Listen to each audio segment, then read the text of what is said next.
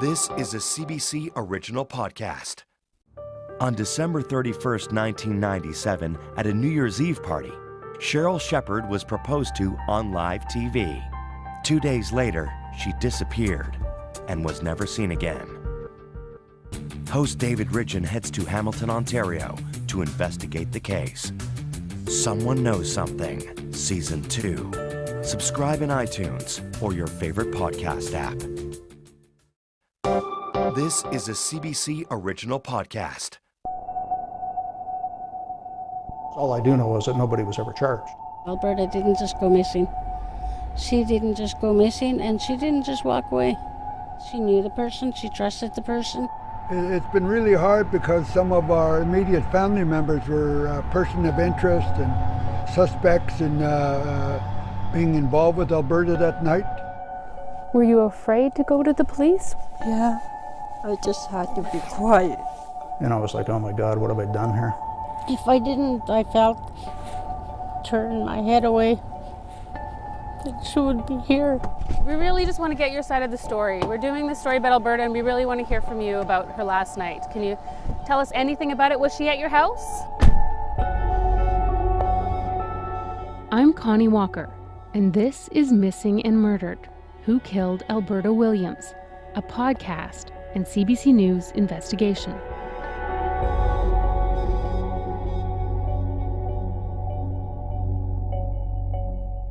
As a journalist, you spend a lot of time searching for a good story, deciding which ones to research, which ones to pitch, and which ones to let go.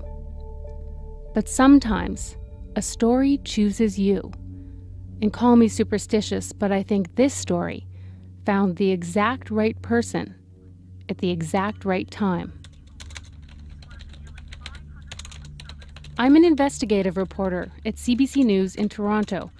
I remember it was just before lunch last October when I got the tip that started this unbelievable journey. You hear of journalists getting anonymous phone calls from whistleblowers or brown paper envelopes filled with secret documents. But this tip came to me in the most mundane way, by email. I didn't recognize the sender, but the subject jumped out at me right away. It read, Alberta Williams Murder. Intrigued, I clicked it open, and I still get chills when I think about what it said. She was murdered by That was it. The email was just one sentence long, but it was the beginning of a journey that would take my producer Marnie Luke and me across the country and into the center of an unsolved murder. She was murdered by For now, we've beeped out the identity of the person named in that email. For legal and ethical reasons, we can't point a finger at someone in an unsolved murder without more information. After reading the email, I immediately Googled Alberta Williams' case. She was murdered in 1989 in Prince Rupert, British Columbia. 27 years later, her case is still unsolved. Who was Alberta? Why was she killed? And why is the person who wrote that email so sure he knows who killed her? There was only one logical place to begin. I need to start with the man who wrote the email. Why did I hit send? Because it was the right thing to do. And I'm not, well, to be quite blunt with you if I can, when you called me back, I almost didn't even know if I should answer the phone. Because it was like, oh my God, what have I done? As soon as I read his email, I wrote back and gave him my number, and we talked on the phone that very afternoon. And I was shocked to find out who he was. Yeah, it would definitely be considered a cold case. I mean, a cold case, there's no definitive definition to say, okay, if it hasn't been solved in 5 years, it's a cold case. It's just. His name is Gary Kerr, and he's not just some armchair detective who sends random messages to journalists. He's an actual detective, a former cop, and he was the lead investigator in Alberta's homicide. A lot of these cases are really, really solvable. I know on the email. Gary and I spoke many more times after that, But it was a few months before we were actually able to meet, face to face. We'd spoken so often on the phone that I'd begun to develop a picture of him in my head. He told me he grew up on a farm in Saskatchewan, which is where I'm from. So I imagined a big guy with a handlebar mustache. But when I went to his house on Vancouver Island, the guy who answered the door was different than I'd pictured. He was shorter, with a friendly face that was immediately welcoming. Gary lives here with his wife, and Sig, their German Shepherd guard dog. The reason we call him Sig is the gun I always carried, my 9mm, was the make is a Sig Sauer. It's a German-made automatic pistol. So I just named him after the gun I had carried for all those years.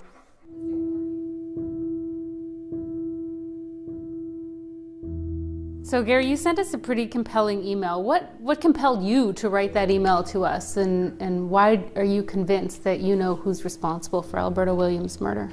I guess just it's a case I've always thought about. I do go back online once in a while and I'll look at various cases, or it's an interest because I was so involved in so many of them. It's a case that stuck with me, right from the day it happened, and it's really got me thinking again at the time. I do know it's an unsolved case, and I just felt I wanted to reach out to somebody. Something inside me just said, hit send. I've spoken to a few police officers about other homicide cases I've reported on, but none were like Gary. He's so candid and open. I was surprised when I learned that for over 30 years, Gary worked for the Royal Canadian Mounted Police, the RCMP. He's retired now, but clearly his cases are still with him. There's another box of notebooks, another box. I got another box or two downstairs of notebooks over the years. So this is 30 years of... Yeah, I've still got at least one or two boxes downstairs. I don't know how many notebooks I'd have, maybe 100, a couple hundred maybe. But just in relating to... What's it like, looking back or looking through some of these? Yeah, it's just kind of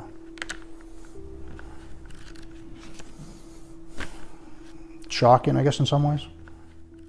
For most of his career, Gary worked in major crimes. The cases he worked were among the most violent: abductions, robberies, sexual assault, and homicides. Over the years there's been, I couldn't even put a number on it, but way too many murder investigations. I don't know, 50, 60. And some of them really stick with you, and the ones that generally stick with you are the ones where nobody's ever been brought to justice in the family. I hate that word closure, I really do. But it's, you just want the family to know that somebody has been found responsible for killing their daughter, their sister, their aunt. Out of all the years I was in the RCMP and all the years I worked homicides, there's probably about 3 or 4, maybe 5 cases that really, and they truly do, it really sticks in your guts. Alberta Williams' case is one of them. I want to tell you more about Alberta, but first I feel like I need to stop here to explain something. Alberta's story is not an anomaly. It's part of a horrific trend in Canada. The scale of the crisis has been clear for years. Hundreds of Indigenous women murdered or missing in Canada. Indigenous women are disproportionately victims of terrible violence. A haunting national disgrace with no solution in sight.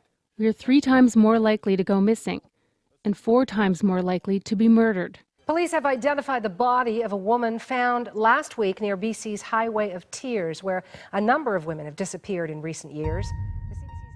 According to the RCMP, there are more than 1,200 missing or murdered Indigenous women in Canada. But advocates believe that number is actually much higher, and the problem doesn't seem to be getting better. It seems a week doesn't go by without an alert. Another woman or girl has disappeared, or worse, is killed. The loved ones of hundreds of Indigenous women missing, murdered, unsolved.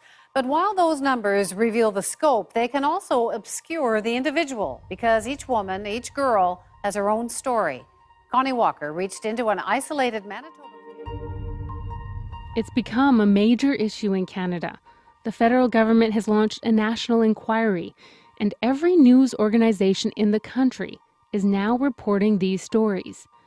But for me, it's more than an important story. It's personal. I'm also an Indigenous woman, Cree from Saskatchewan. I grew up on a reserve. I've experienced the good and the bad. I know about the realities of life for Aboriginal women and how, until recently, these stories have been largely ignored. It's the reason I became a journalist. And for the last 2 years, I've been focused on helping to tell the stories of missing and murdered Indigenous women and girls. Not just about the crimes or the violence, but who they were, how they lived, how much they are loved, and the impact their death or disappearance still has on their communities and their families, even decades later. This is the story of one young woman.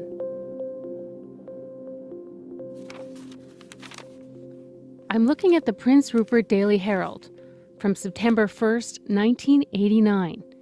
In the classified section, right next to an ad for a local hair salon, a picture of a pretty girl jumps out. It's Alberta. She's smiling, but it's not a huge grin. It looks more like she was caught in a partial laugh. Her dark hair is shorter at the top and parted down the middle, and it feathers out on the sides down to her shoulders. She's wearing a shirt with a black collar and small, delicate earrings and a beaded necklace. And I don't know how much of what I'm about to say next is colored by what I've heard about Alberta from her friends and her family, but she looks nice, kind, with warm eyes. Right above her picture, it says, "Missing," since Friday, August 25th, 1989. Alberta Gail Williams, 5'2", 115 to 120 pounds, 24 years old, shoulder-length dark brown curly hair. Now, this next part will become important later on. Last seen wearing a blue sweatshirt and black stretch pants with slip-on shoes. After months of looking into Alberta's case, I feel like I've gotten to know her a little bit, and I really want to find out what happened on the night she disappeared, and if the person Gary named in that email is actually responsible for her death. Hi, Claudia. Hi, How are you? I'm okay. So nice to meet you in person. Thank you so much. I met Alberta's sister, Claudia Williams, at a park near her house in Vancouver. It was a gorgeous spring day, and we sat on a bench surrounded by cherry blossoms, with the children's play structure just a few feet away. I'm excited to meet Claudia in person and to tell her about Gary's email, but I'm also nervous. Interviews with family members of missing and murdered Indigenous women are incredibly hard. I know these are important stories, and families want to tell them, but my probing sometimes feels like such an intrusion, and I feel guilty bringing up the pain and the hurt and trauma of losing a sister. But I also really want to tell Claudia about Gary's email. And one day we got an email from somebody, and the subject said Alberta Williams murder, and in the body it said she was killed by, and the email named a person. And I think you know the person I'm referring to. Yeah, I do. So I wrote back and I got in touch with the person who sent the email, and it turns out he's a former RCMP officer who was the lead investigator in her homicide, so someone that you would have met. Mm-hmm. Yeah, it's good that, Alberta's case is not forgotten. Claudia only sort of remembers Gary. It was 27 years ago, and her parents, Lawrence and Rena, were the ones that had the most contact with the RCMP. Both of her parents have since died, and now Claudia feels it's her responsibility to try to get justice for her sister. And since the night Alberta disappeared, she's also had her suspicions about who killed her.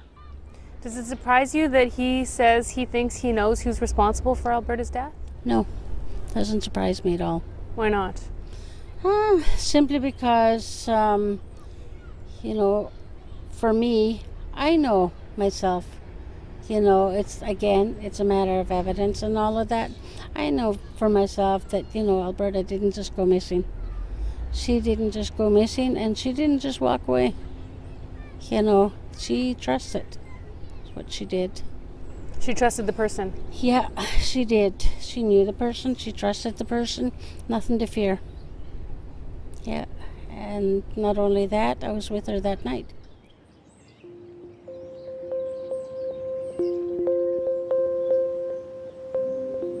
Claudia and Alberta spent a lot of time together.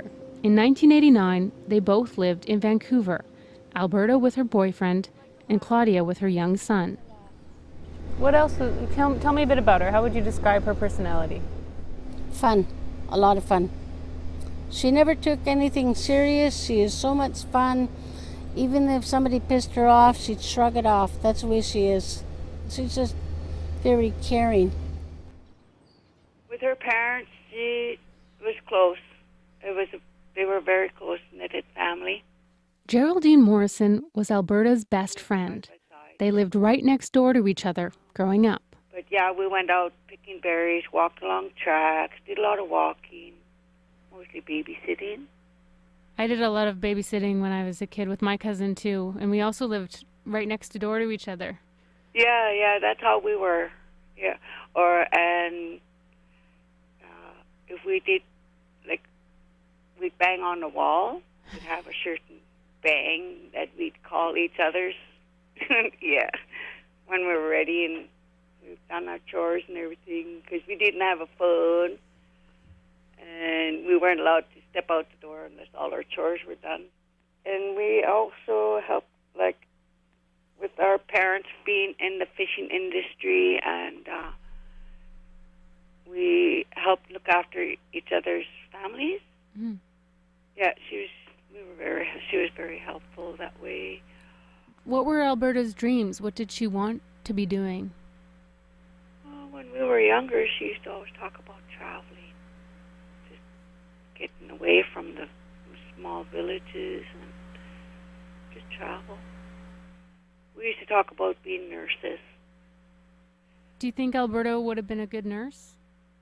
Yeah, I think so. Just because she was so kind-hearted and she had a lot of empathy with her. Was she a good friend? Every time I drive by or go to Prince Rupert, she's on my mind. There's only one road into Prince Rupert, along Highway 16.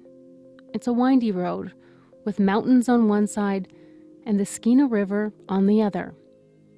In 1989, Alberta and Claudia were struggling to make ends meet in the big city. The sisters decided to return home for the summer, to Prince Rupert, to make some money. The Daily News in Prince Rupert calls the port city the key to the Great Northwest. And if you don't know it, it's a pretty remote spot in northern British Columbia, about halfway up the coast. Back then, it was a boom town, packed with people migrating there to work in the fishing industry, on boats or in the canneries, like Alberta and Claudia. At the same time, Gary Kerr was a young constable, stationed at the RCMP post right downtown. And at that time there in the RCMP, there was only two of us that were working in plain clothes. At the time, it was called a general investigation section. Now you'd call it maybe a major crime unit or something, but there was only two of us. And so then we started the investigation into Alberta. And at the time she went missing, she was going to school in Vancouver, and she had come back to Prince Rupert to work in the fish plants or fish cannery for the summer, because the fish canneries at the time were literally going 100 miles an hour. Prince Rupert was a crazy town at the time. It was extremely busy. It was just a crazy, wild place. Did you guys have a good summer in Prince Rupert that summer? It was okay. There was a lot of work. The purpose of going there was just to work and make some fast money, then come home. Working in the cannery was hard, and by the end of August, both sisters were looking forward to going back to Vancouver. But it was time for one last night out. Tell us what happened on the last night that you saw Alberta. The last night that I saw Alberta was actually our last day of the cannery. It was payday, time to come back to Vancouver. And then, everybody kind of, oh, we're going to go here, we're going to go there, we're going to go to the cabaret, I'll go to Bogey's, big cabaret in Prince Rupert. It was called Bogey's? Yeah. I'm going to stop here and admit that I'm still confused about the bar that Alberta and Claudia went to that night. Claudia says it was Bogey's, but the first time I talked to Gary, he called it Popeye's. Both bars were in the old Prince Rupert Hotel. One was upstairs and one was downstairs. I've discovered that you can use the names interchangeably. If you say Bogey's or Popeye's, locals will know what you mean. And by all accounts, it was the place to be on a Friday night at the end of summer. And, everybody was in Bogey's, table full of people, probably a couple of tables pulled together. I knew everybody at that table. So did she. And it was quite packed, the tables, and I thought, well, you know what, they're already ahead of the game, they're laughing. And how was Alberta that night? How was she doing? Good. She was having a good time. She was I was looking at everybody else, but then I stood there and I looked at her, and she was laughing so hard, I just smiled, just let her know I'm here. And, I just roamed around, came back again, stood there. You're keeping an eye on her? Yeah, I don't know. Something told me just keep an eye on her. So I did, Other than that, if I was going to leave, I would have told her, hey, you know what, this is a bit boring for me. I'm going home. But that's the way we were. We let each other know where we're going, what we're doing. I tracked down a few other people who were there that night. Hello? Hi, is this Eva? Hi, Eva, it's Connie calling. Thank you so much for calling back. People who knew Alberta and remember seeing her there. Do you remember Alberta? Yeah. Eva didn't want us to use her last name, but she was at the bar that night, a designated driver. I've never been to that bar. What was it like? Everybody liked to hang around there. Go there and meet their friends. Was it popular? And popular place, yep. And do you remember seeing Alberta that night? Yes, I did. She was sitting at the same table, only all the tables were joined together. They put their tables together, so it was quite a big, long table. Everyone describes it as busy, lots of people, and a band playing. Geraldine Morrison says Alberta was in a good mood that night. We were all sitting around, drinking, dancing, laughing around, just talking with everybody. And everybody that was there was all happy. I hadn't seen her for a while, and it was real nice to see her and her sisters. Was she having fun that night? Yes, we were. It was crazy. Lots of girls. A lot of girls talking. But yeah, everything was going as the way it should have been going. I found this interesting or odd, but Claudia never sat at the table with the group, but she says she watched them and Alberta all night. Did you trust everyone at the table that she was with? I had no reason not to distrust anybody. I had no reason. They didn't give me any reason at the time not to trust anybody. To me, it's a bunch of friends getting together one last night, and unfortunately, that was one last night for her.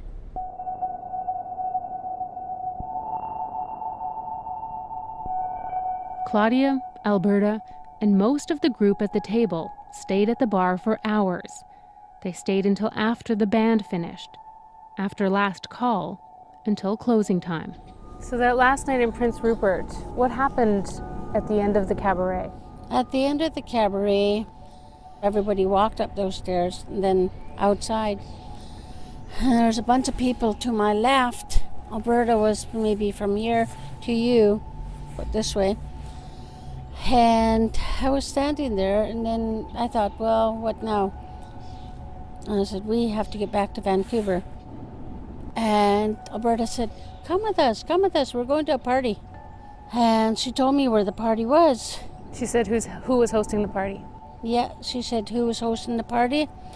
And then in between her saying that and my head turning like this, and then she said, Claudia, and she goes, come with me.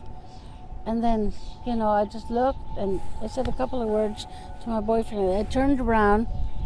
In that sort of time, she was gone.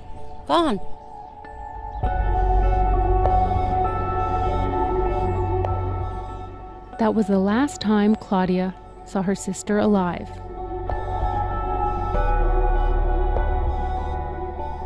And what happened next is murky, to say the least. Did Alberta go to the party that she told her sister about? Was there even a party there that night? Did she see another friend and go somewhere else? Was she picked up by a stranger? Was she kidnapped? There are numerous theories, but Claudia believes the simplest scenario is also the most likely, that Alberta went to that party.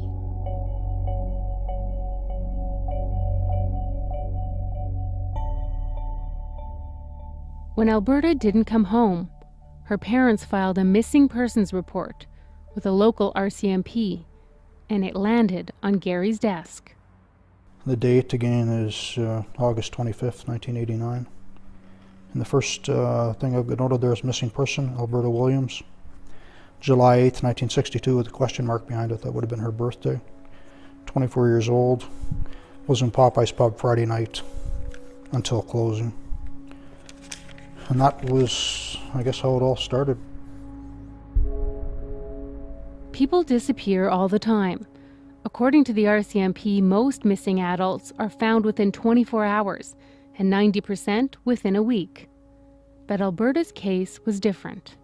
And again, there was nothing initially that would have really suggested anything criminal. It was, people are reported missing all the time. And the more we dug into it, it was, something wasn't adding up here, like very, very quickly. From all the interviews we had done, and it wasn't just with her family, it was the people she was with that night. I believe there was at least one of her sisters there. I think it was Claudia, if I remember right. Maybe even another sister. There was other family members present. We interviewed everybody, we possibly could. And again, it was just, from never having met Alberta in person, it was apparent very, very quickly that this was completely out of character for her. Everybody we talked to said she was, responsible. And a lot of times people will maybe tell you what you want to hear as opposed to the truth. But again, from everybody that we talked to, there was just no red flags raised that she had never been a runaway. There was no history of drug abuse from what I can remember. She wasn't a heavy drinker by any stretch.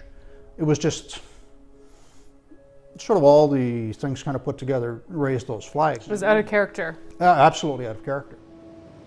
So when she didn't come home for days and then weeks, what was going through your mind? My parents were super worried.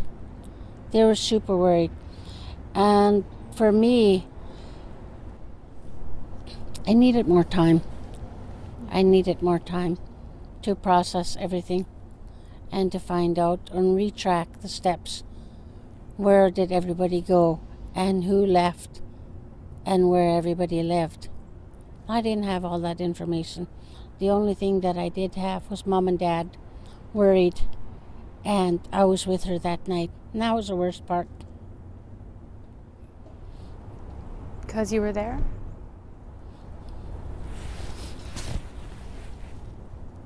I felt if I didn't turn my head away, that she would be here.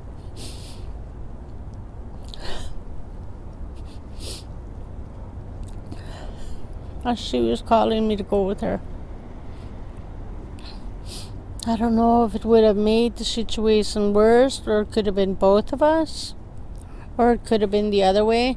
She could be here today and it could be me in her shoes. So, to me, to find out the answers is the most thing I can get out of this life. Because whoever did that to Alberta, that person needs to be held accountable for that. 3 weeks after she disappeared, Alberta's body was found near the Skeena River outside of town, just off Highway 16, which is now known as the Highway of Tears, because so many women have either disappeared or been killed while traveling along it.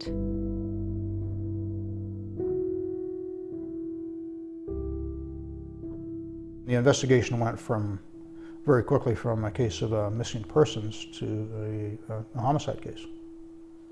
In this case here, like, it's sort of your worst case scenario as a policeman. Female, young, and I believe she was killed not right in the location where she was found, but within, probably feet of there, because it was, again, evident, in my opinion, in our opinion, that there had been a very violent struggle. I mean, there's no doubt in my mind that, Alberta did whatever she could to get away from whoever it was. Well, she died a horrible death. I mean, it is, like, there's no way to minimize it. It was horrible.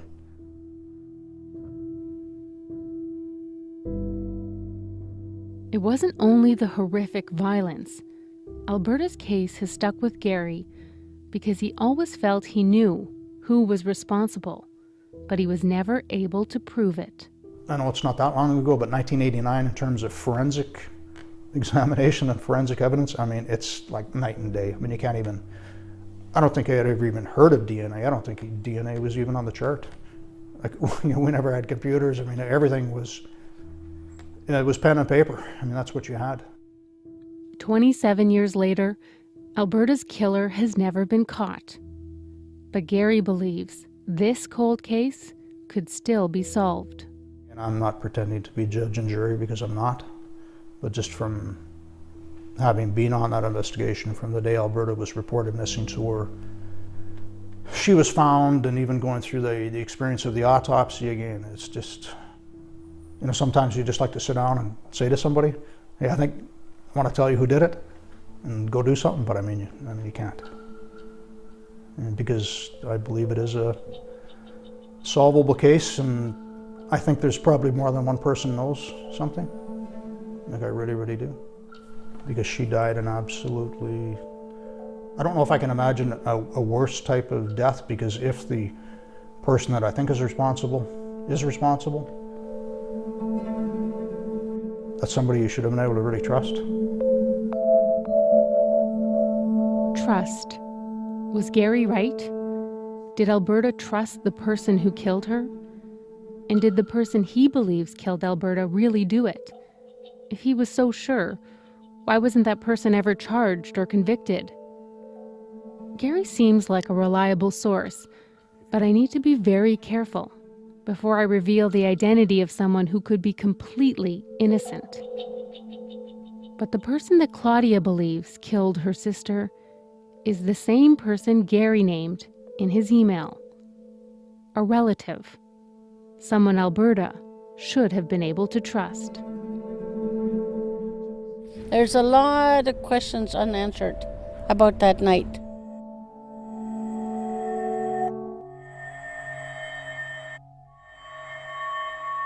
Coming up on the next episode of Missing and Murdered, who killed Alberta Williams? Yeah, as far as I know, he was still the prime suspect and always will be. Police hone in on the man they suspect killed Alberta, but another possible suspect emerges. There was always a mysterious pickup truck with some, I believe, Caucasian guy that Jack Little told us about. The person that I'm speaking of is somebody that, for all the right reasons you would think, would want to sit down with the police and do absolutely everything they could to find Alberta, and that didn't happen. I feel that other family members, I don't know if covering up would be the word, but to me it's like maybe they have a fear, maybe they don't want to get involved. To explore more of Alberta's case, visit our website at cbc.ca/Who Killed Alberta Williams. You can listen to episodes online or subscribe to the podcast on iTunes or your favorite podcast app. Missing and Murdered: Who Killed Alberta Williams is written and hosted by me, Connie Walker. The producer is Marnie Luke and the associate producer is Lori Ward. Technical production by Cecil Fernandez and Harold Dupuis. RF Narani is a consulting producer, and Heather Evans is senior producer of the CBC News Investigative Unit.